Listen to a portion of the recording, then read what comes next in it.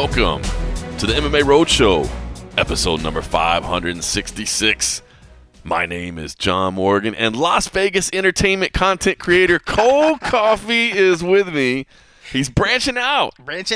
I love it, man. You got to you were showing me some stuff before we got started. You went and shot at Esther's Kitchen, which if anybody's never heard of Esther's Kitchen, first of all, if you're from Las Vegas, you definitely have heard of it. If you haven't, it's not the easiest place. You got to have a reservation. Like, they're busy all the time. You're not going to get in. But if you're making a trip to Las Vegas and you can make the reservation ahead of time and put it on your list, it is a local gym, and it's in an area. I was glad you bring that up, because I kind of want to gatekeep a little bit. Yeah, because it's like not really a touristy area yet. I would say now. You think it's starting to get that way? Now it's starting. Now, yes, for sure. So it's called the Arts District. The area that it's in. And basically, not that long ago, it was a pretty kind of a seedy place. Like, it was basically the part of Las Vegas that was between the Strip and downtown, like the Fremont area and that sort of thing, which you would kind of tell people, like, hey, if you're wandering around and whatever, like, just make sure you take like an Uber or a taxi, like from point A to point B, because you don't want to walk in between. But now they spend a lot of time and money, and it's people that want to pay a lower fee, like you see in a lot of communities, right? Like, it's a little bit lower square footage rate, but you're seeing a lot of these independent bars, and I always tell people, go check it out, because it's not the chains, right? It's not the big thing. It's the independent, small breweries, small little restaurants. Like, you feel like you're seeing where your money is going. It's not like you pay your dollar and you're like, well, that's going to some corporate office in the middle of some other state. Like, no, you could tell it. You're affecting people that live here. So it's a cool place, and it's a cool restaurant. Yeah. And but you were shooting it for the partners up in Reno, right? Yeah, the Reno Gazette. But and what I love about that area, because like you said, it's changed, and this is a recent sort of area. Very recent. This is not like when we say, oh, the area it's the place to be. Like 10 years ago, like this was not 5 years ago. 5 years ago, yeah. Like in the last few years or so, only. It's really changed a lot. But it is probably one of the areas now. I tell people, Fremont downtown is always, I guarantee people say, get off the Strip, go down to Fremont, go down whatever. Always put Fremont on your schedule. Arts District is the one I'm always like, now after I'm like, well, if you've done Fremont already and you want somewhere different, I'm like, go to the Arts District. You're passing it to get to Fremont anyways, that general area. And it's just, it's in addition to the fact that it's cheaper than the Strip. Yes. And it's way easier to walk than the Strip. You know what I mean? Because people like trying to, you want to see everything, you want to walk up and down, but you got to cross a bridge and go over and down. Parking still can be issues at times, because you do not have garages there. It's on-street parking. So if you find a parking spot, yes, everything's very, very walkable, but you might have to take your time, give yourself a little bit of patience to find a parking spot. But once you find it, it's pretty good, because now you're seeing people that are living down in those areas. They've cleaned up a lot of the places that's right there. So some of the apartments and other places are nice, and they're taking care of it. But yeah, it is probably hands down, I think, one of the coolest, if not the coolest area in town to really check out. It's one of my favorite parts of Vegas. And Esther's Kitchen is an amazing restaurant. And so I've known of Esther's, but I've never eaten at Esther's. Right. And so even talking about it, and I saw it when I walked in there, there was somebody that walked in when I got in there. I was shooting some outside scenics, and I got inside, and a couple tried walking in, and it was like a 45-minute wait. Wow. But it was, they understood, because even I think the husband was like, oh, well, they can get us in 45 minutes. And she's like, 45 minutes? He's like, honey, this is pretty normal for right now. If they can get us that, we're pretty good, or something like that. So. And you're shooting on a weeknight. Yes. It was was it a Monday? It was a Monday night when I got there. That just goes to show you how good it is. And I talked with the executive chef, Dylan, there. And then, he's like, you came at a good time. It's Monday. We're in between conferences or whatever. I was like, but your floor is full. And he's like, we're in a good problem. It's a good problem to have, So the staff was just incredible, but watching this food come through, was just fantastic. It's an Italian place, but one of the big things they're known for is their bread and like the butters, these custom butters that they create together. Oh, so good. So yeah, I mean, it is definitely a hands down worth it if you're down there. I mean, it's a very, very cool, like hip little date spot. They won an award from USA Today. Is that why you were shooting it? They're on our Restaurant of the Year. Okay. That's coming out for this year. Nice. But the main owner and chef of the place, Chef Trees, James Trees. I was going to say, I forget what his first name was, is up for like a James Beard Award and some other stuff. Like the guy's like really fantastic, top knowledge. But the guy he wasn't there, but I was talking to his executive chef, his number two, and you could see the passion, you could see everything. And what was cool is because like I love Food Network, I love watching all those shortest shows. So when you see like say like that the Ramsey show or where you had these chefs that were trying to win a chance to be an executive chef, to work for a big place. I was like, this would be like the kind of guy that I would think would win those, because you could see the passion. But the whole staff was very into it. Everybody from the people that were serving were just happy, and I fell in love with the place. It's awesome. So when I was taking all these shots and these images, I'm looking at the food. I'm like, the food looks fantastic. The staff looks good. You know, they're all happy. The decor was just amazing. I was like, dude, why have I not been here? Like, this place is really, really something. So now you got to make some reservations. So now I got to make reservations. But at the end of the day, it was something different. It wasn't MMA. You know, was able to kind of branch out. The Reno Gazette reached out, and they've done that in the past. I've done some stuff, and I have some other stuff going forward with them. But yeah, it was just, you know, I've been saying for years, like, please, I'm in Vegas. If you ever want to shoot something, let me know. Yeah. And so they're finally taking me up on it. And I love food stuff. If you go back to when I worked at the UFC, we did local flavor. Like, we'd go to all these towns, and we would go into different restaurants and stuff and do the whole, like, Food Network sort of tour. You'd have thing. Megan O'Leary kind of host, right? It was our host and stuff, and me and Albert did all those, and I loved it. So it was funny because I remember those were fun. One of the criticisms that from the VP, which I won't mention his name because he's a prick, was he'd be like, this is great. I mean, this is like Food Network like level, but we're not Food Network. And I was like, but you want us to show the towns we're going. We're trying to talk about visiting places. I was going to say, you know what's funny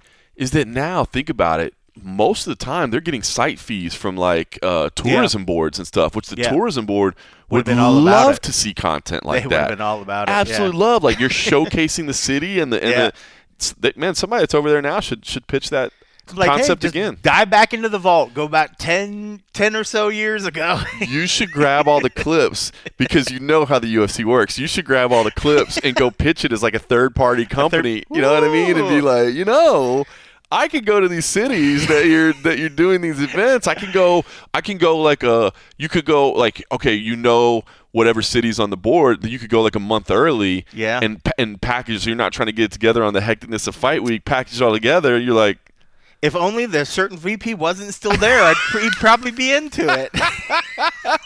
He's like, I remember we didn't like each other. Did I say a prick? I meant like I meant a perfect just because person. he's so sharp. He's just so sharp. He's like a prick. He's just on point on everything. Yeah.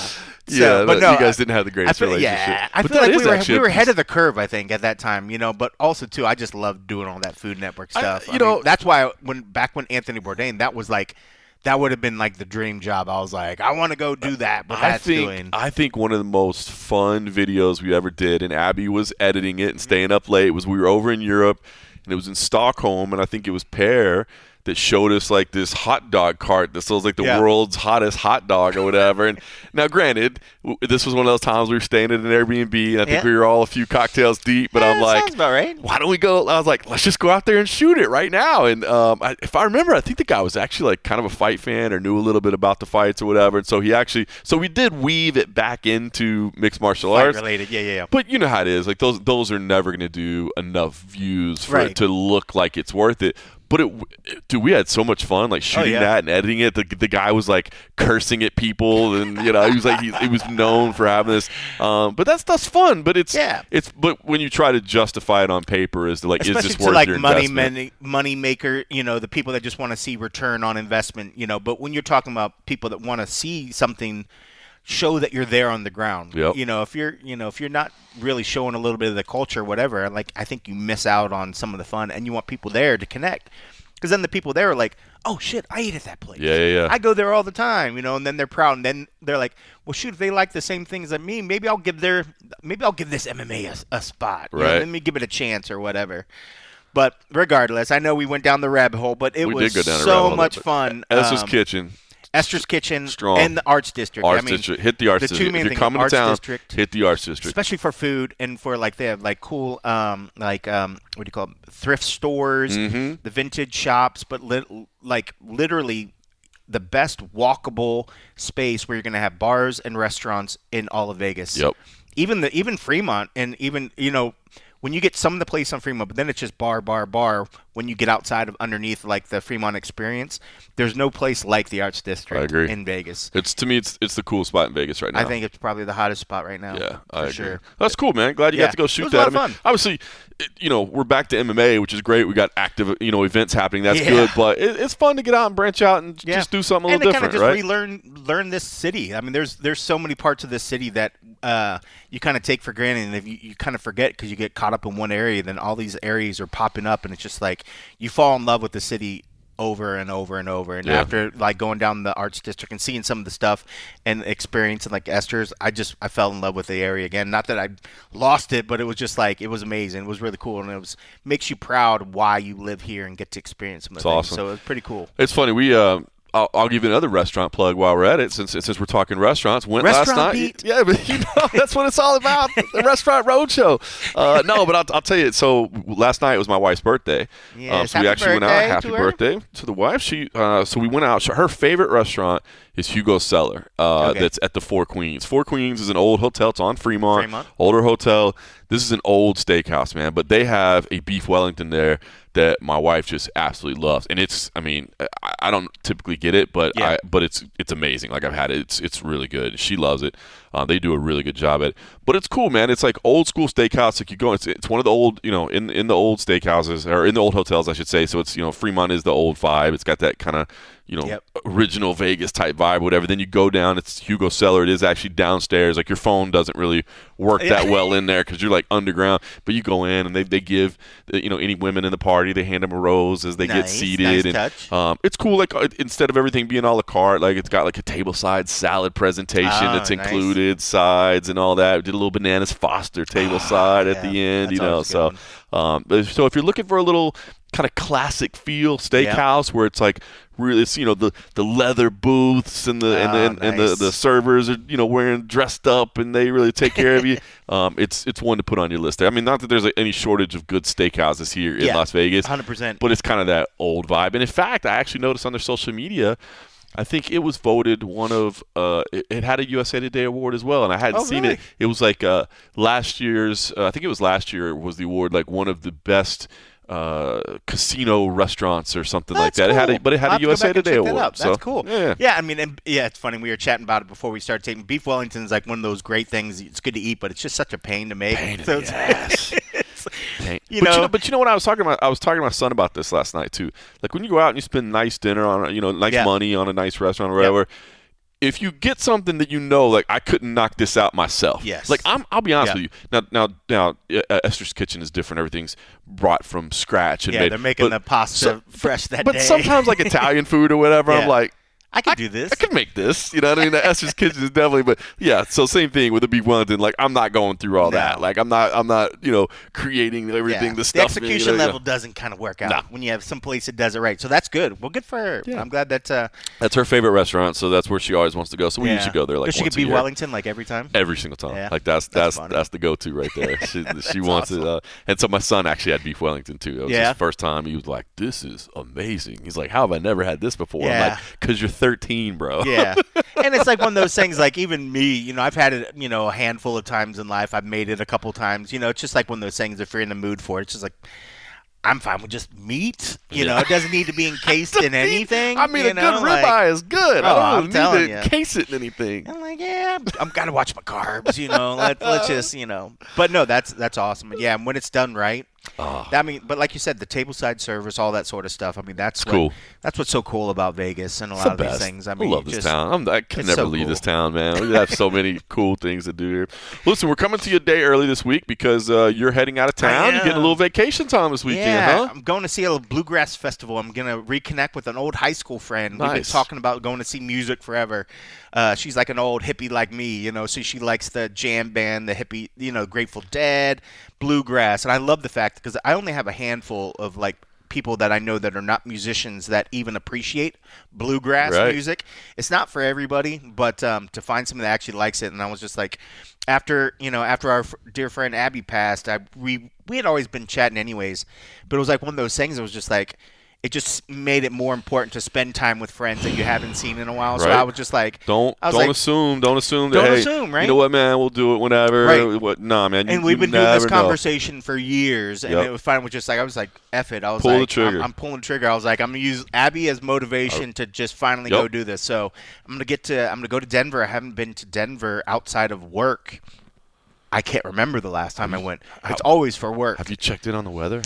Because it's by the way, it's not like 60 here. degrees today. Yeah. Like I know the other day it was like 8 degrees there. It's the rest. So this is no lie. I was talking to Arias Garcia, our matchmaker. I think it was earlier this week or late last week, and I was literally like standing outside in my backyard, shorts and a t-shirt, and hanging out, like calling him. He's like, dude, I got to call you back. I'm shoveling snow right now. So like the rest of the country's 50 right now. So tomorrow. Okay, so Denver's not that well. Because Denver's not that far from here, so maybe they're not bad. And it gets up higher. So they it's funny. She was telling me, she's like, we don't want outsiders to know this, but it seems colder on the thermometer than it actually is. And when it snows, a lot of times it melts like later on the day because they're so much higher up. Get more direct rays from the sun. More of the sun. So she's like, bring layers, but you're not going to be that bad. But I'm like, she's probably overselling. I'm gonna get there. I'm probably gonna freeze my nuts off. But I'm gonna bring lots of layers, and there's always alcohol to warm you up a little bit. That there is. But it should be in the 50s. I want to say for Not most bad. of the time, upper 40s to 50s. Cool, but I mean, I like that kind of Good stuff. for So you. yeah, You just know, gonna get out of town. It's kind of like we've been talking about, man. Like the whole situation with Abby, we're like never going to be able to make sense of it, never going to be able to justify it. But if you can use the lessons and help his legacy kind of live on, and it's true. It may sound like a silly cliche, but it is true, right? Like nothing's guaranteed, man. Like so, dude, that phone call you were going to make, that text you were going to send, that trip you were going to take, that would have go do it, man. Go do it. And speaking of, before we switch off Abby, just because we have to mention, because I thought it was probably one of the coolest unexpected things. So we went to the Paramount mixer during the UFC 324 fight week. Yep.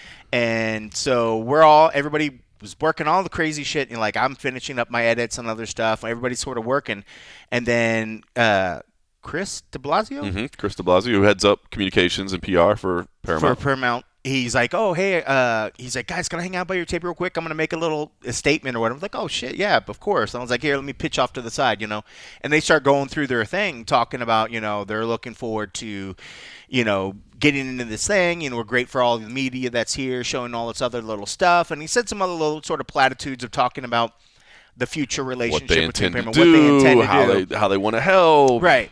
And he's like, but we can't end this thing without, talking about how we've had some recent loss this year, and blah, blah, blah. I forget how he phrased it, but he went into a nice little tribute about Abby, and then had cool. Mike Bond come up and say some stuff. And I was like, so out of left field. Like, I was like, here we are, like Paramount guys just going to talk about how great Paramount's going to be, but to actually understand the audience in the room and talk about a media member that we lost.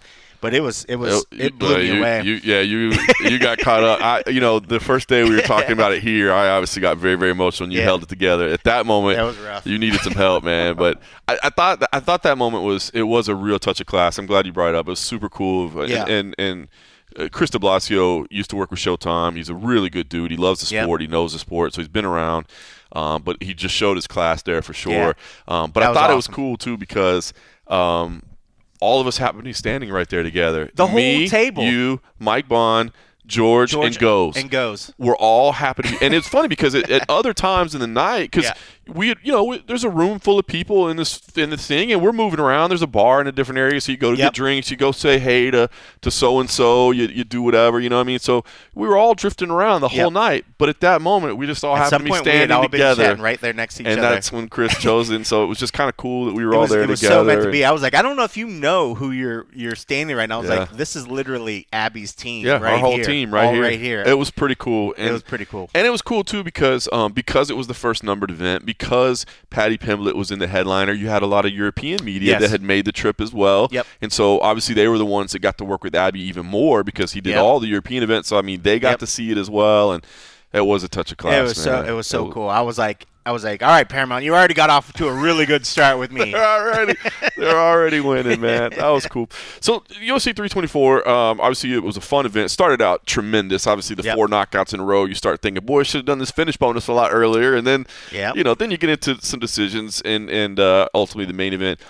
I wanted to ask you what you thought about the main event. I was going to say there was one sort of stoppage I was a little questionable about, and I had teased on the web about Mark Smith trying to get that little thing when the last second of the round when Freeman drops down to one knee, like to try to get a breather after Hokit had walked away, and then he knocked him out with the middle finger. Yeah, and then Smith said that he was like, okay, that's enough. I was like, bro, you could tell he was just sitting down. I was like, that was the only sort of stuff. I was happy that they got a bonus or whatever, but I was like, come on. It was he was not competitive though. You know what I mean? Right, so I but think he should have stopped it earlier. Could have stopped it earlier. Not at that point right there. I was like, bro, there's 1 second left. Poor Mark Smith. I didn't see him when he got ushered out of the arena, and you actually sent me that clip that somebody had posted. And I'm surprised that a lot of people didn't see it. So I heard that it was an Achilles, not his ACL. I don't know if that's. I mean, not that it matters a whole lot, but it was funny because because Dana said it was his ACL. Dana said it was ACL, but he also says it was Pantoja's shoulder too. So that one was the craziest. That was much worse than this. That was like, okay. Yeah, he said it's ACL. I heard it's Achilles, which how did I forget? I know. I thought as he was saying ACL, I was like, I heard Achilles. But then again, your medical advice isn't always the sharp. Somewhere in the communication game of telephone or whatever. Goes down. It was clearly his ankle. Yeah. Not his. It's great. He got hurt. But I hope he's okay. I'd never heard this before.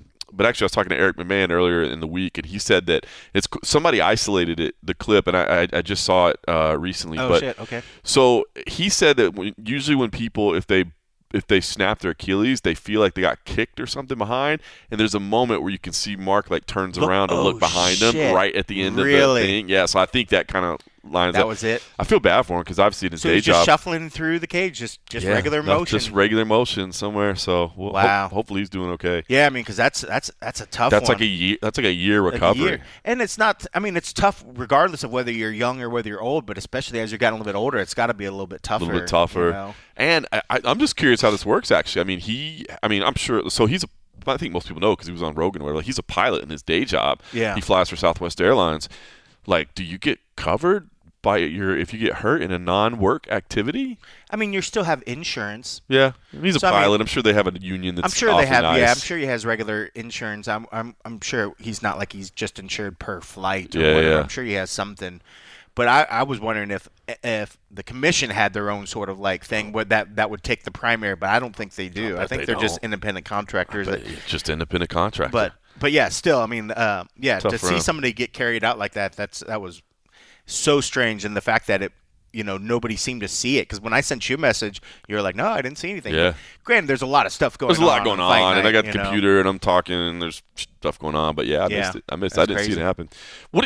So Josh Hokit, since you brought his name up, what do you make of this guy? Dude, because I will tell you, when I was watching his remarks in the back, and I was just like, can you just please? Because we've interviewed the guy in Media Day and other stuff, and when he's not playing the character, he's pretty smart seeming guy, you could definitely tell he has interests that might not fully align with everything that I follow, but right.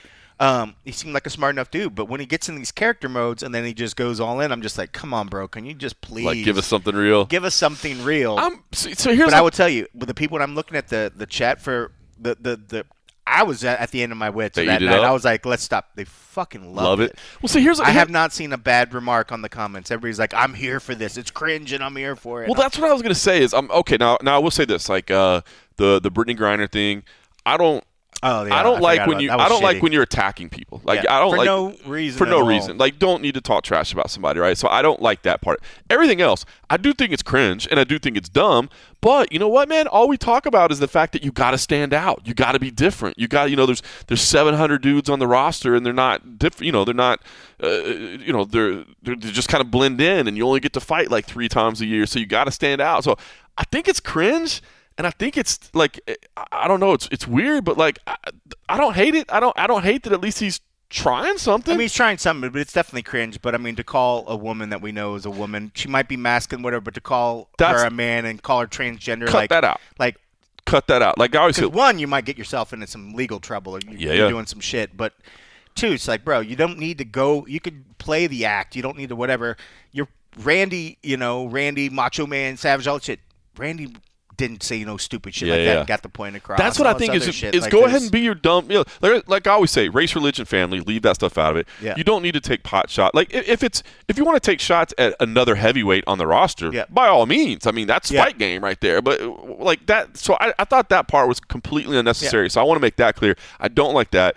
I don't like humor or at somebody else's expense. If you want it to be at your own expense, or if you want to talk trash about somebody that you could conceivably be in a fist fight with, you talk about your opponent, and there's ways to do it. Yeah, but I didn't think that. But outside of that, as cringe as it is, and I watched the post-fight interview, and I thought it was stupid. Yeah. Let me be clear. I did not find it entertaining in the least, but I also don't feel like I see some people that are like, get this guy out of here. Like, we don't need this guy. Other than the stupid insults, which I agree, like cut that out. But if you want to be this goofy character, like be a goofy character. Yeah, and that's the thing. Like I'm glad they didn't do it in the back. He didn't try to jump back into that. At least I don't feel like it. I don't think he even really mentioned the transgender afterwards. He just did this little role where they had the translator. The translator. But he did that in his post-fight interview. When you had all these people watching, you use that to say a fucking slur against somebody that had no reason to get it, whether you think whatever. And I was just like, bro, you could have had a killer, promo cut, but you had to ruin it by saying something just that didn't even fit with the rest of what your shit. You just threw it in there randomly, like like Tourette syndrome. Like you're on a chain of thought, and then you're like, oh, and by the way, fuck. Yeah. Like come on. But when he was back there, you could definitely tell these guys had played around with it and did it. Like, I mean, because they were almost syncopating some of their words. I was just like, okay, these guys practice it. Of course. Even more so than just when they walked through the media row, because we had heard after the fact that they were doing that to all the partners as well. And I was just like, oh, come on. If you're not going to be serious and you don't really want to be here, then just tell them you don't want to do the interview. Like, you don't have to, but why continue then to come out in the back and then carry this thing where you're not actually saying anything? You only get so many shots. Well, that's probably good advice too, is that for people that if you want to go this route, understand that I'm not going to sit there and interview you seriously. You know what I mean? Like, if you just want to come in and throw on your spiel and mic drop and walk out, like we'll tape it and we'll put it out. It'll be out there.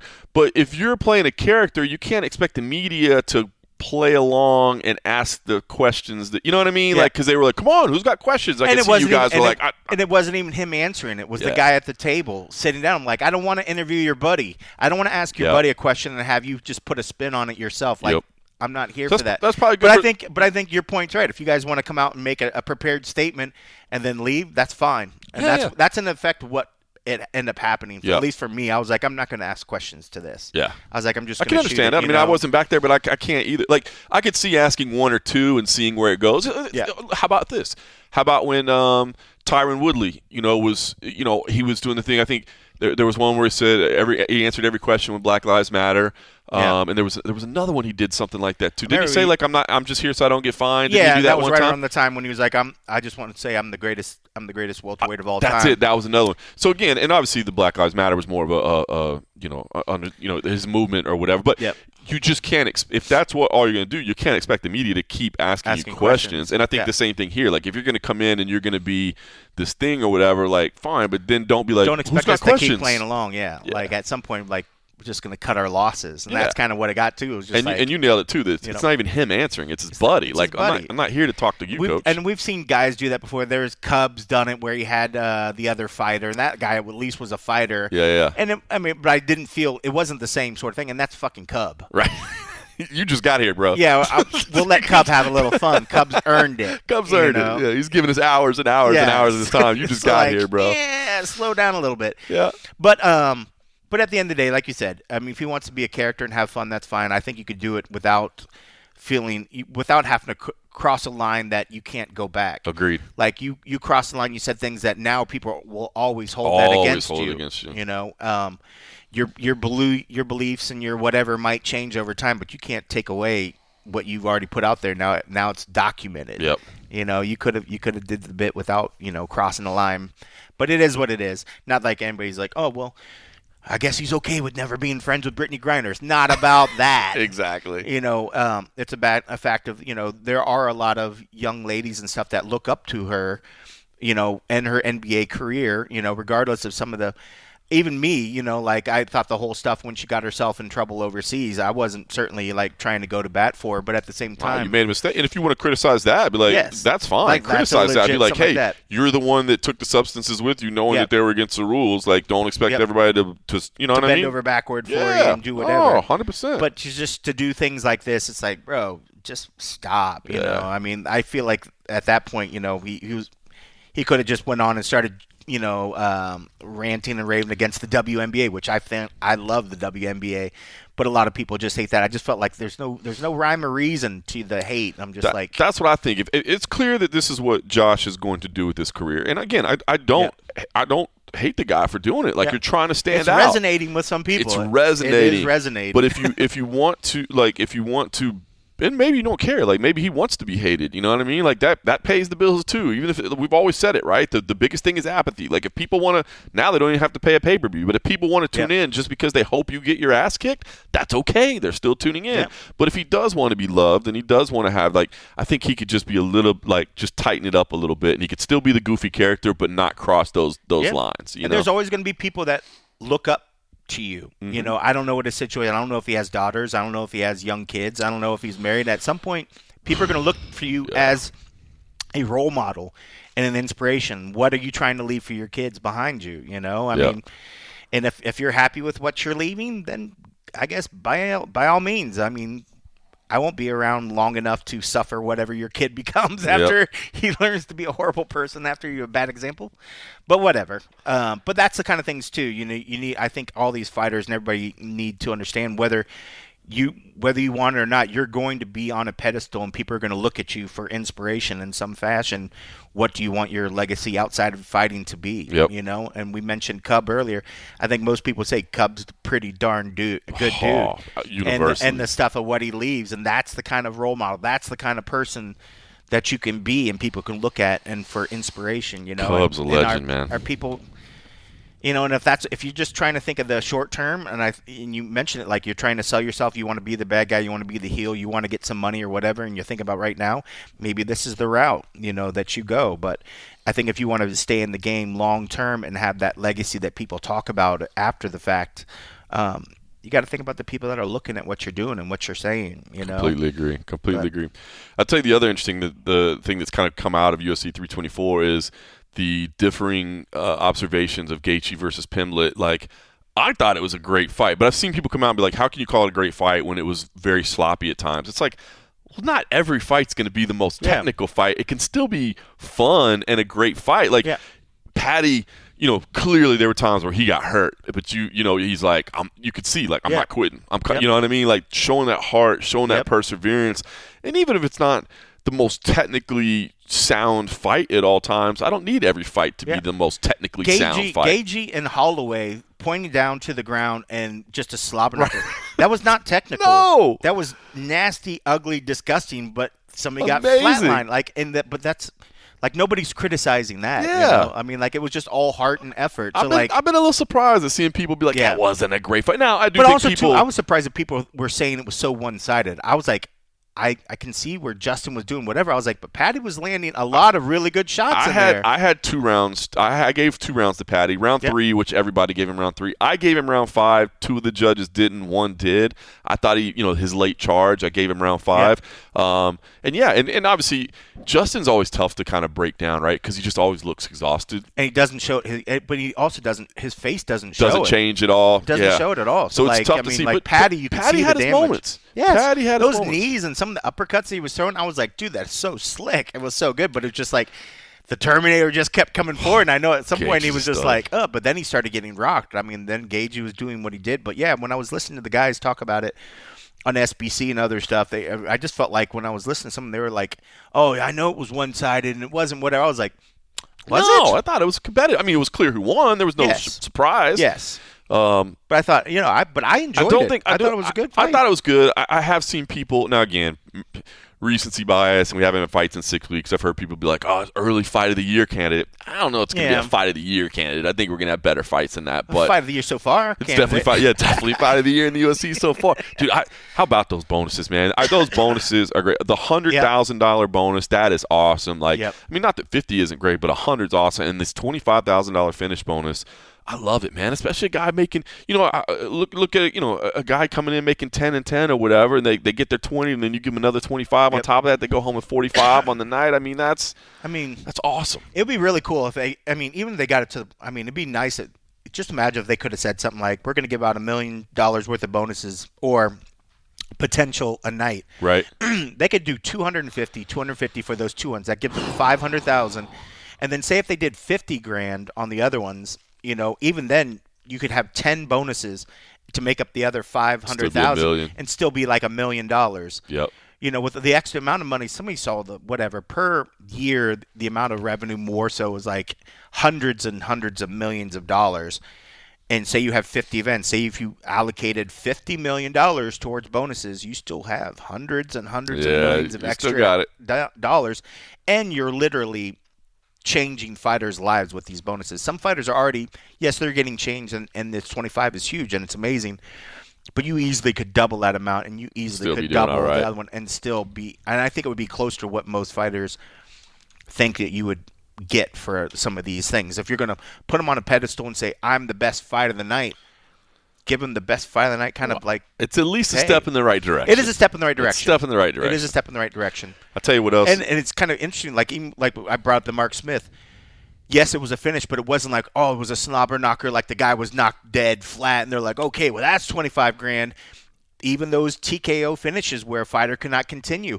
If somebody, all that sort of stuff is going to start playing into, and they can get these bonuses, Can you imagine if somebody, like, tweaks a knee or something? That's a TKO. You get 25 for that, right? That's a bonus. Sorry, bro. Unless they say, like, that's the kind of thing. No. That would be, how shitty would that be at this point? Because, that's considered a TKO. And if it's a finish, the fight can't continue. It says TKO right there. And then I can see where the fighters say, well, that damage was caused by me. It wasn't like they just walked out and, tweaked his ankle and wouldn't that be something? Like Brian, Ortega when he was jumping around. What if he jumped around and he couldn't, and he had to 25K, baby. 25K. It's like, I stared that motherfucker out. I stared into him. I see Alex Perez is a guy that I like a lot, man. He's a really good dude. I feel bad for him that he didn't get the bonus because he missed weight. But I'll tell you what, that's one more incentive to try to get guys to make weight. So I'm glad the UFC took a stand. I'm sorry that it's Alex Perez that had to pay the price of it. Because he's a really nice guy. Really nice kid. So I don't want to make it sound like I'm like, good, Alex didn't deserve it. But I liked it, the fact, that's – everybody agrees, right? Your job is to make weight. Like, that's job number one. So we weren't quite sure how that was going to work. We kind of thought that was maybe the case, but point right there. If you miss weight, you're not going to get your bonus. I like it. It's you he got needed to. that win. He needed that win. Hopefully they'll give him another. He's in the rankings. He did get a win. I think he's always been and it was a good fight. Charles Johnson is definitely a dangerous dude, and I think a lot of people. We're certainly giving him a shot. So for him to go out there and do what he did, amazing, dude proves that he is still a viable, dangerous fighter. You just got to make sure that weight thing. But it's not. You go back into his career.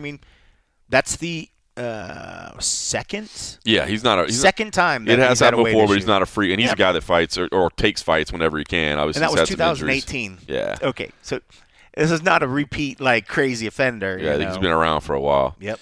I'll tell you what else. You haven't gotten to see it yet because you didn't get to make it to Zuffa Boxing, but the Apex, the progress is nice, man. I made it. I didn't go into the arena. Yeah. You did. So did you? Yeah, you peeked in, right? Oh, that's right, because you had to. I got yelled at, and I saw your shot. I was like, it's the same shit, except the screens don't have the whatever up. I was like, that's why you're upset. Yeah. So I did get to see the Apex in action for Zuffa Boxing 1. I see you paying. I was like, oh, so Morgan's is okay. Mine's fine. Well, mine was on the day of the event, so it was okay. Yours wasn't because it was one day earlier. Are you? Oh no, you'll be out of town this weekend. I'm gonna I land back in town at 6 p.m. So depending on where the card starts at 6. So maybe just stop by just to at least see it. I did put my credential in. It's funny because Nobi, as Derek Lewis likes to call her, she's like, be real, you're just coming for the burger. And I said, well, to be fair, and the pizza. But the burger was really good. Yeah, man. So, yeah, I'm definitely going to get the burger. That's that little awesome. smash burger was solid. The pizza was solid. The hot dog was okay. I did hear that now we're back in the food talk. The cheesesteak was not a big winner with a lot of people I saw. They pre-made it, and what's the no-no when you pre-make something? You put it in bread, Right. and then they warm it up in the microwave. The bread just got hard after that, so they warmed it up. So you either got to warm up the meat separately and then put it in the bread or something. Yeah. But they try to pack it or whatever. I will say and this. I'm sure it's a work in progress, but everything else was good. The prices at the concession stand are not cheap. Not cheap at all. I think the slice of pizza was like 20. I think 14 for the slice of pizza. 14 Okay. for the slice of pizza. I think it's 22 for the cheesesteak. Okay, I saw 22 on something. Not cheap. No. So if you're, I'd be pissed if I got 22 and then it was like a hard bun cheesesteak. I'd be like, F this. But yeah, I think the hot dog was like $10 or $11. Pizza was, like you said, $12, and the burger I think was like 12 or 14. But I will say the feel of it, I mean, again, it's still a work in progress. It's not done. But yeah, I mean, again, and we've always prefaced it by saying, look, we're probably the only fans of the Apex because it's so close to us. But as we've always said, and I saw somebody else, I don't know who he is, to be honest with you, but he's Fight Ghost, I believe, was the Twitter account that I saw. And I apologize, I'm not sure who it is, but was in attendance there too. And it happened to come across my timeline that he was like, look, I know this may be unpopular, but it's an amazing experience. You know what I mean? And so if you're there, it is. And I'm looking forward to see how a UFC crowd is. I blame the boxing a little bit because, like, I know a lot of the fighters came back and they were like, it still feels like a sparring a little bit. There's more whatever. But when you're listening to the crowd, they were quiet. Yeah, they were. Like, I don't know. And that's typically a lot of boxing, I think, fans that until the main event, they don't get riled up anyway. Right. So I'm interested to see a rowdier UFC fight that fans that are going to be there at the very beginning and then go crazy. And then let's see what the fighters say. So I didn't try to hold that against them, the venue, because I know a lot of people were like, oh, see the atmospheres, whatever. Boxing and UFC are different. It's different. So I'm looking forward to see what the actual UFC February 7th, we'll there. get to see that. Yeah. I have CFFC next week, so I'll have that the night before. But I'm going to fly back and I'll be there for the concessions, right? For the concessions. Did Nobi say the same thing when you apply? See if Nobi gives you the same shit she gave me. Nobi. Too funny. It's Nobby, by the way, Derek Lewis, but whatever you call it's fine. She was so funny. She said for some reason she's like, he was beefing with me. I was like, what do you mean he was beefing me? He was like, he was teasing me all week. And, like, I was, like, asking if he needed something. He was like, yeah, I want some sugar-free Kool-Aid and some other stuff. And, like, she's like, I'm not going to get you your Kool-Aid or, like, whatever. So, for some reason, he was teasing with her or something. Derek's the best, man. He loves her. That's awesome. It's so funny. That's great. Well, listen, I'm anxious to see it. I'll be there again on Sunday. I know you're going to be out of town, but maybe you'll stop by at the end of it.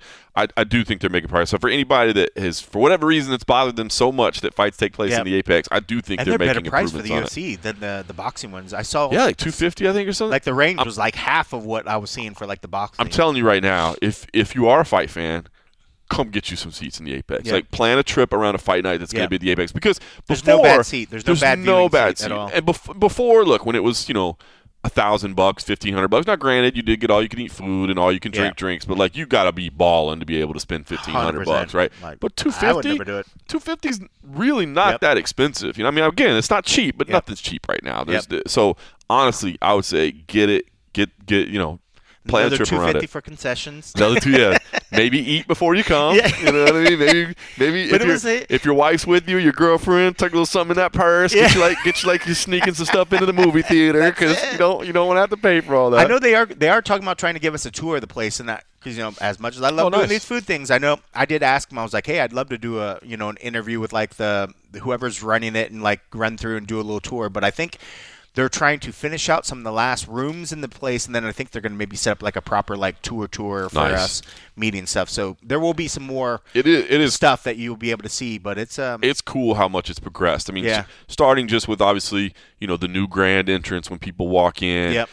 They've got out the video boards outside the box office, and you come in and you got all the you got a merchandise store over here, and I don't know, just the way it's laid out, it really is. So I mean, I always thought I think you and I have all said that I thought the criticisms were a bit much, but they were fair. Sure. I just think people started getting a little weird about it, but it's going to be Yeah, a proper some people are venue, never gonna. man. Yeah, some people are never gonna be pleased with it. Like even regardless what they change, some people just for some reason seem to hate the Apex. Did you see I had a little exchange with Ant Evans? So like I put I shot that little video, and obviously Ant's a good friend of ours. We've known him forever.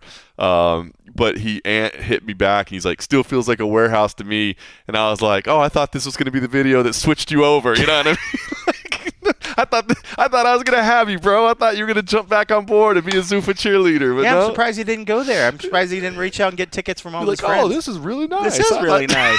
Maybe he'll change his mind if he has that smash burger. Oh, the smash burger was pretty good, man. I'm not gonna lie. I will tell you, they didn't serve food at the old warehouse. That's for sure. That's right. They didn't have it. So anyway, I like the Apex. I like the improvements they're making. Hopefully fans will like it as well. It still definitely has that feels like a work in progress. But yeah, if you're able to come up with the money for it, I think you would enjoy yourself. Unless you really just didn't want to enjoy yourself, you just want to go there to have a bad mood. I think if you pony up the money and you go, I think you're going to have a intimate, fun time. There's like we said, there's not a bad seat in the room. You're going to be so You could close. grab your shoe and throw it to the other side of the room. It's that intimate, and you are going to hear all the smashes. Yep. You're going to hear everything. You're going to hear everything that the coaches say. You're going to think you're watching it on TV. You're going to see. You can Fighters look at can the be walking screen, right by you. And I mean, and there'll be a bunch of fighters in the crowd. Yep. Like you never know who you're going to see, so it's kind of cool like that. And that's actually almost like even like a selling point. There's always somebody in the crowd that you're going to be able to see. And then take a picture. And if you're anybody like my buddies that have went to events in the past, they'll find They find time to get pictures, and I'm always like, bro, stop bugging people. But it just happens. It just happens. Yeah. So it is something. But I mean, it's always going to be a bit apples and oranges. You're never going to think that you could have a T-Mobile experience in a small space. It's not going to happen. No. And if you think that you're watching on TV and you're going to see the same reaction from the wide pan of the crowd from a T-Mobile as you from an Apex, it's not going to happen. Correct. But if you're there in the room and you're there to watch the fights and you're there to see it, you're going to see some incredible stuff, and you're going to see it from a view closer than you've ever possibly had the opportunity to do so. I'm sitting here thinking, as you were describing that, because you nailed it, right? I'm thinking, like, if I had a choice, I only have enough to go. I only got enough money in my budget to go to one. Would I rather go to a pay-per-view at T-Mobile or a fight night at the Apex? And again, the Meta Apex. Yes. Would I rather go to the Meta Apex? And now, granted, the quality of card, like you're not going to see a championship fight at the Apex. Not anymore. You're not definitely not. But I think I'd rather go to the Apex, even though the card quality. Yep. Don't get me wrong, you're going to see the bigger stars, but for the money, like for $250, for your value, yep. And the uniqueness of it, like you can. I mean, T-Mobile, it's a beautiful arena, but T-Mobile is every arena that's being built in America right now. It's just a modern NBA, NHL arena. The Apex is purpose built. It's tiny. You're right. All the things you're saying. Yep. So yeah, like literally, if it's your money and you're spending it, I would honestly recommend, if you're planning a trip to Vegas, you plan it around a fight night at the Apex rather than T-Mobile. 100%. The only thing that T-Mobile will ever have over it is if you're sitting in that moment and you just want to get caught up in that, being in a space with 18,000 other people, where you close your eyes and you can just feel it in the room. You're not going to get that feel from the Apex, obviously. Right. But you're also spending half the time looking up at a screen because you don't have a good view of the actual action that's right in front of you. Yep. You find a thing.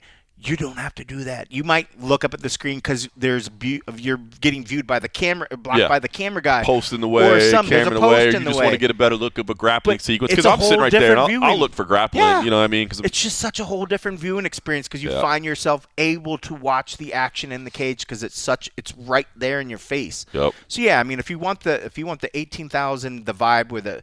And we've all felt it. If you've ever been to a live event, you've got that moment where the hair on the back of your neck just stands up and you feel it. There's like just something weirdly amazing about it. Yeah. But at the end of the day, when it's about watching the fighters and just like I can't go – a lot of times, yes, I like to go watch music and maybe bop and dance, but half the time I just want to watch the band. Right. Same with a fight. If I'm there at the fight, I'm not there for the overall crowd experience. I want to see the fight and I want to enjoy it. There might be a little bit of enjoying the atmosphere, but yeah, for your value and what you're paying, you cannot beat that experience. I think it's going to be. And when you at the end of the day, you say you go see 5 or 10. T-Mobiles and one Apex. The T-Mobile, you're going to think about the championship fights that you saw. You're going to talk about those fights. But when you're talking about unique experiences, I think you're going to remember the Apex card because I agree. it's so different It's so than unique. anything It's you've different ever than done. anything. Yep. And you're not going to have to pay for parking. And you're Yeah. You know what I mean? So, there's a I big- didn't. Yeah, since we were stuck in the meeting room, I imagine there's still a bottleneck to get out, but it's not a crazy parking because it's not there. It's just not that many people there. It's not that many, and they're working on that too. Yeah. So yeah, So, it's good stuff. I dig it. I think people It's a should step come out in the right direction. If you come out and you're seeing a show at the Apex, let us know. We'll grab a frosty beverage with you at some point. That's even more See? bonus. Why not? That's Come even hang more out bonus. with the MMA Roadshow. That's the unwritten. That's the unwritten thing. UFC 325, the next numbered event is this weekend. I know a lot of people complaining about Alexander Volkanovski versus Diego Lopez 2, the rematch. I get it. Here's the way I see this fight is that, bro, we're still starting off the Paramount era. Like, they just wanted to put on a fight that they, like, you can't, no disrespect to most, like, again, and we know this, it's not all just, it's not a normal sport, it's entertainment, all that, but they need to know that this main event, it's week number 2, you know what I mean? And Diego Lopez is surefire, action-packed, it's going to be fun. So I see a lot of people kind of, wringing their hands of, oh my God, the matchmaking, like I would say just hang tight. Yep. They're still in the early phases right now, and does Diego quote unquote deserve the rematch more than other people? No, not right now. Yep. But he's going to put on a good fight, and that's what they're looking to do. You know what he's going to bring, and I mean, I think a lot of people are interested to see, like, are any questions answered? Yeah. Is it going to be anything different? But yeah, he's going to bring it. I mean, Volkanovski's always fun to watch, but yeah, I mean, it's a good card. I mean, they're overseas. You got to have Volkanovski on it, and when you look down the card, I mean, like, the you got main all card the is solid. The name people that you want to see. Dan Hooker's there. This card is not as deep with household names as last week was, but understandable. That was the start. It had been 6 weeks. This has a lot more regional feel to it, which is understandable. You're going to that region. You want to have the guys from New Zealand, the guys from China, the guys from Japan, the guy because they don't have to travel as far, and it makes it a lot easier on them to fight in that time zone. So the undercard, I think, like if this is a week that you go, maybe I'll catch the highlights of the undercard. I get that. But the main card is very, very solid here. As you said, Volkanovski Lopez obviously got tied to fight. Hooker and BSD, come on, Benoit Saint Denis and Hooker, that's going to be violence. You already know that. Somebody's going to be bled. Somebody's going out. Somebody's sleeping. Rafael Fiziev and Mauricio Hufi, like their styles together. Did you see the video? Oh, no, I was going to say, did you see Fiziev's hair? Like, our buddy over there in Australia took some pictures, and his hair is like glorious. It's wild. It's awesome. Did you see the video he did where he was mimicking John Silva? No. Oh my God, you got to go see it. Right, so he basically like his Instagram or something. Yeah, the John Silva video with the belt where he's like, you saw that one? You saw that one come out last week? Maybe. You didn't see it? Uh-uh. Oh my God. So he's filming. So it's John Silva, who's obviously like everybody loves his fighting style, but he's kind of a weird dude, right? So the whole video, like you have to watch John Silva's video first. Okay. Then you'll understand this. It's funny. I'm glad you said it again because at first I thought you were saying John Cena. I was like, John Cena. I was like, why is John Cena doing anything? No. John Silva. Silva. He's and I don't know what was going on to where he was around the belt, but he basically like comes up and is like, it's so beautiful. Oh, yeah. You saw that, right? Yeah, So, okay, you did see that. He So was like crying. And Fiziev did that, his mind. but it's like a plate of pastries as he's cutting weight. I saw him. I didn't finish watching it. He was outside, right? Yeah. Okay. And he's like, I didn't finish it. I was just like, I will have you. Okay. He's so funny, dude. He's so low key, just like doesn't give a fuck about anybody and just makes jokes. I have to go back because I didn't finish it. I was just like, I just assumed it was like a weight cut thing, so I was just like, whatever. It was funny because normally I don't think I would have watched it, but I happened to see that. I was like, that, like, I wanted to just be like, bravo, like that is social media at its peak right there. Yeah. How about, did you see the? This is funny because I don't even see social media that much, but I guess just I've seen a little bit of it this week. But did you see the remix of John Silva on Arnold Allen's back where they turned him into a skate? Bro, somebody did. So it's like he jumps on the back and they freeze it, and Arnold Allen like flattens out and he's like a skateboard, and then he starts skating off into a park and starts doing like jumps and stuff. And it was like literally like the next day, and the only reason I saw it is and I love him for Did this. anybody share it that I can go to their? I'm sure somebody, but I'll find it for you. But Arnold Allen actually replied to it like "Christ's sake" or something like that. That's awesome. Like, it popped up on my timeline because he replied to it. I love it, man. That's awesome. It was funny. Look, man. He's a good dude. Like he actually walked by on fight night, and I was like, hey, man, like keep your head up. That was a great fight. And he was like, was it the right decision? And I'm like, It was close, but it's the right decision. He's Yeah. like, all right, and he walked off. It was funny. The reporter next to me, he was like, "You actually told him the truth that you didn't score for him?" I'm like, he asked me. Like, I'm not Yeah. gonna lie to him. You know what I mean? Yeah. Like, he's like, all right. And he's a good dude, man. I like that guy. So Yeah, I mean, why sugarcoat it? I mean, like, he's already in his fields, if anything, and like,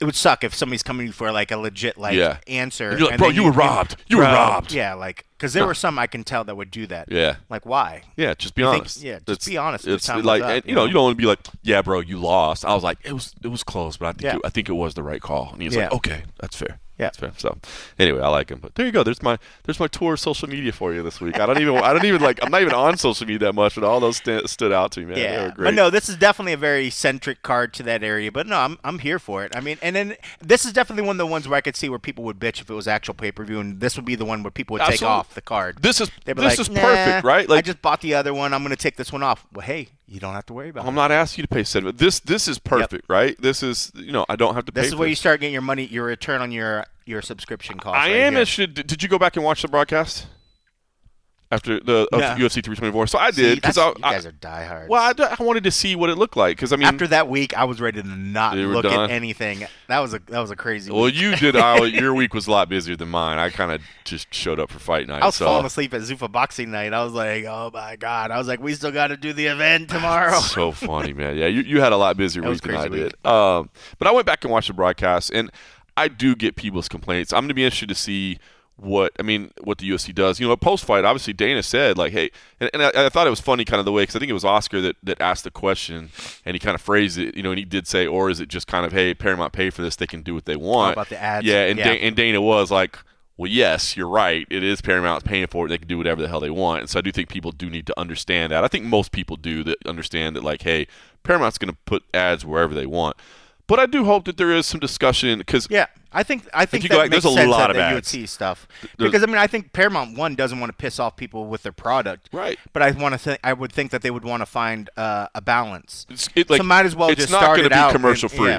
Yeah, it's not going to be commercial free. Yeah. But I mean, it might as well put it out there, see what the response is, and maybe we're going to see less of that. I know a lot of people love the normal coach corner talk. Yep. Nobody wants to hear an ad over top of it. Agreed. Because if you're seeing the picture and then you're not hearing anything and then you're watching this ad, you kind of lose the effect of why even have Why the am I picture even? What am I watching? I'm trying to hear the advice and trying to hear Yeah. the adjustments that are made. There's not Yeah. actually action happening right now. Yeah. So you could do a visual ad, right? Like you could do a wrap, some kind of framing that's just brought to you Yep. by or whatever, and it's got a QR code and an offer Yep. or whatever. You could do that. Yep. The walk-ins as well. I I know imagine a the lot pay for those would be different. different. You know, It would definitely be different. You know, It would but- definitely. Walk-ins. I know the walkouts that people want to see that. They didn't get to see all the walkouts. So, I think though I do in my heart, I believe they're going to make some adjustments. Will Yeah. it happen this week? I don't know, but Yeah. I think so. For if you give up on it after week one, like I can understand the frustrations, but do understand you are going to be paying for ads, and I guess probably the other and important that's thing, any platform now. any platform, Any of them, like Any platform. Netflix, everybody. I mean, like it's in clear writing. A lot of times, like when you say it, like like there's still going to be ads through these live things. Yep. I mean, but at the end of the day, I mean, you're getting to watch something you didn't have to shell out $80 for. So understand.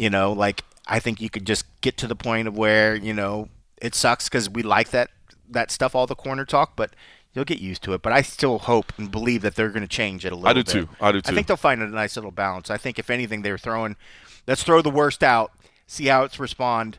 Okay, well, this didn't really kind of work.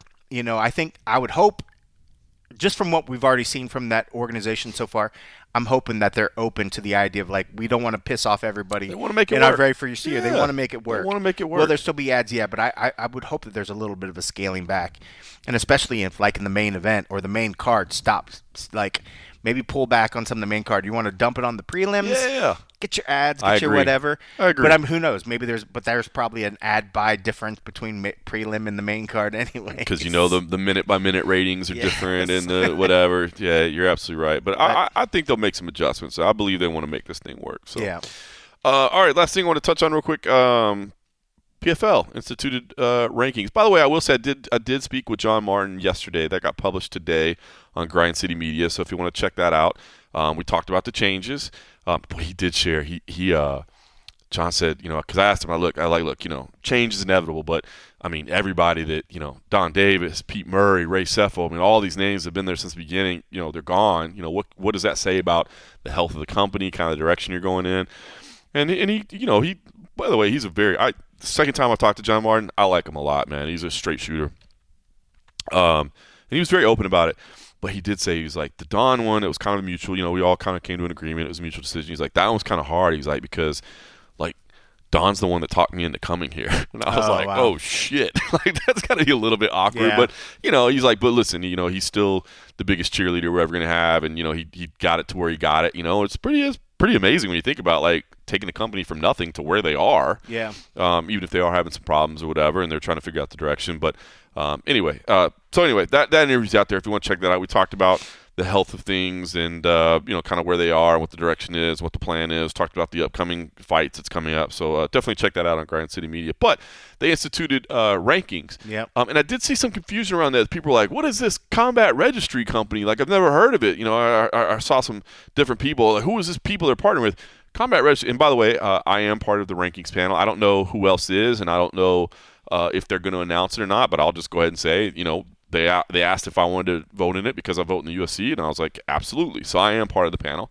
But Combat Registry is the same company that does the UFC rankings, that did Bellator rankings, that does BKFC rankings. So the company's been around, and they also are the official record keeper for the Association of Boxing Commissions and Combative Sports. They are the official record keeper of the sport according to the commissions here in North America. So I don't know. I kind of wanted to clear that up just because it felt like, whatever Who's you this think. new upstart company? That's it. Like, whatever you think of the PFL and whether they need rankings or whatever, that's fine. But I did see a lot of people just going like, oh, my God, you're going to do rankings and this is who you do it with? Some company I've never heard of? It's like, no, they are kind of the standard company in it. Just kind of behind the scenes. Yeah. I don't know who else is voting in it. I would go ahead and disclose my own. They basically every time, and it's the same with the UFC. Like when everything that you get sent is just like a BCC. You don't see who else is on it or whatever. So it's like they send you just little notices of like, hey, it's open. This is when you're due. This is. Well, I'll let you know I'm not on the panel. Well, come on, man. I mean, dude, like Journalist of the Year, multiple time picks champion. Las the Vegas Picks champions, that's pretty good. That's pretty good. Man, it's funny, like on the SBC the other day, they're like, did we ever give Kenny his flowers? And they were like, no. And I was like, I almost came on screen like, yeah, y'all just wanted to push that under the rug, didn't you? Just wanted to let it go. But yeah, whatever. Sore losers. Yeah, sore losers. They're tired. They're tired of having to see you up there. I'd be tired too. I love it. How'd you do opening week? Well, I didn't. I picked Patty. I think I'm like I went like. I think Nolan went 5-0. Nolan's back on top. I think I'm like 3-2. 3-2. Okay. Yeah, I'm right in the middle. Right where I need to be. Right, just right stalking there a little bit, just back there, striking. I usually always start kind of slow, then I'll come back up, then I'll fall back down, and then I just get it together before the end of the year. That's how it usually goes. Look, man, we've talked about it before, but I'll say it again. Like, it's a lot of picks. It's a lot of picks, man. Over the course of the year, I think it ends up being like 300, 400, something like that. So I mean, to win it. Yeah. To win it multiple times, that's pretty damn impressive, bro. It's funny because the 4 is awesome, but the current back-to-back, because nobody did back-to-back before, and I was like, let's go. That's probably what I'm most proud about. The back-to-back. I almost did it. But yeah, let's go. Going for 5 times. Let's go. 5 times. At 5, I'm just going to pull out. I'm like, guys, I'm going to take a couple years off. Guys. I come back. This is just like somebody's got to win for a second time, and then I'll jump back in. I'm like Michael Jordan going to play baseball or something. You know what I mean? Like I got.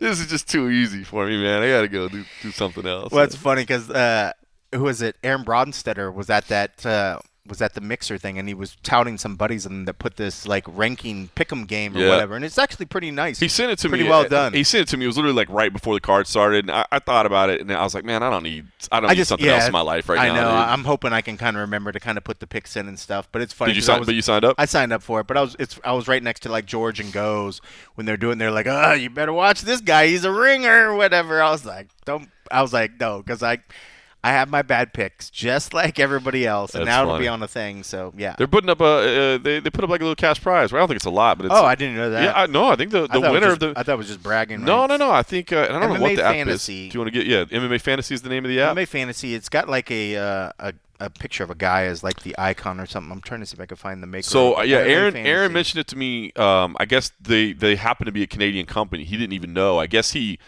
somehow he ran across it or something and mentioned it on I air. think their website MMA-fantasy.com, but it's got a silhouette of a guy as like the game logo. But it's pretty well done. It's like a nice built Good looking. app. Yeah. Nice. They put together a media pool that I think it's going to be a year-long contest, but I think they put up a cash prize for you guys. Oh, I didn't know that. Yeah, and Aaron. I don't know if are we allowed to do that? Ooh, I don't know. good question. Hope I didn't fuck it up for everybody, but it is. Ooh, that's a good question. I wonder. Because Ooh. that's the kind of thing that they would think. Well, that you know we're what? doing picks for. I think they said, or you can donate it to charity. So maybe if you donate it to charity, like at that point, it's not. Okay. Because you are right about that. Like I didn't even think about it. I didn't know there was anything Good. to think because I thought it was just like his buddies. He was just like, it's your buddy's app, my buddy's app. I was like, I'll sign up for it. might call the FBI, bro. They're gonna investigate you guys. They're gonna investigate you guys as well. I know, right? Cash Patel gonna Well, take you it guys would out. certainly be good an excuse, like especially like you said, it's a lot of stuff to try to remember. Like that's why I stopped doing the fantasy football. Just like after a while, it's too much. But that could be my excuse to get out of it. Company sorry. policy, bro. Company policy. You didn't tell me there was money at the end of this, so I was just trying to pick it because I wanted to get on the leaderboard. Yeah. Well, maybe I'm wrong. Maybe there was. I'll find. a cash prize. I'll look into it. I'll look into it. But the app is pretty. It is well built, and Nice. yeah, people are looking for like a fantasy app. It's To probably one where of the you would better like- MMA fantasy apps I've ever seen made. Would you like you and your buddies would sign up for a league Yeah, together you could or start something pools. like that? You could start your own little pools, and so there was like a media pool. That's cool. So you could go up and you can do like anybody else. It'd be like going to ESPN for their fantasy thing, and you could create your own league or whatever Yep. within it. Still the ESPN pool, Right. Or the ESPN fantasy league, Yep. or whatever. But yeah, it's pretty well done. I mean, like I was really surprised because anytime somebody's like, "Oh, my buddy did something," you never know what you're gonna get. But I was like, "Dude, this is well done." Yeah, I think the story went that somehow he ran across it or something and mentioned them on air or mentioned them on social media or something like that. Yeah. And they reached out to him to say, like, thanks for that. I appreciate it. And it turns out they're from Canada. He didn't even know. Oh, like, really? Yeah, it turns like they're Canadian too. So it's like, oh, well, let's, Hey, you know. hey, bud. You from my neck of the woods, eh? Oh, hey, oh. Sure, that's how great. it went. That's exactly how it went. Don't you know? Don't you know I'm running on you, eh? So great. Awesome, man. All right, well, listen, UFC 325 this weekend, Zuffa Boxing. All the Canadians are like, fuck you. Fuck We yeah. don't even talk about that, eh? Fuck you, eh? Get a load of these guys, eh? Oh, That's exactly what they're saying. Sorry, everybody from Canada. Appreciate you. And anyway, go enjoy your vacation. I'm going to go watch some fights. I'll see you at Zuffa Boxing, maybe, and everybody else. Thanks for listening, eh?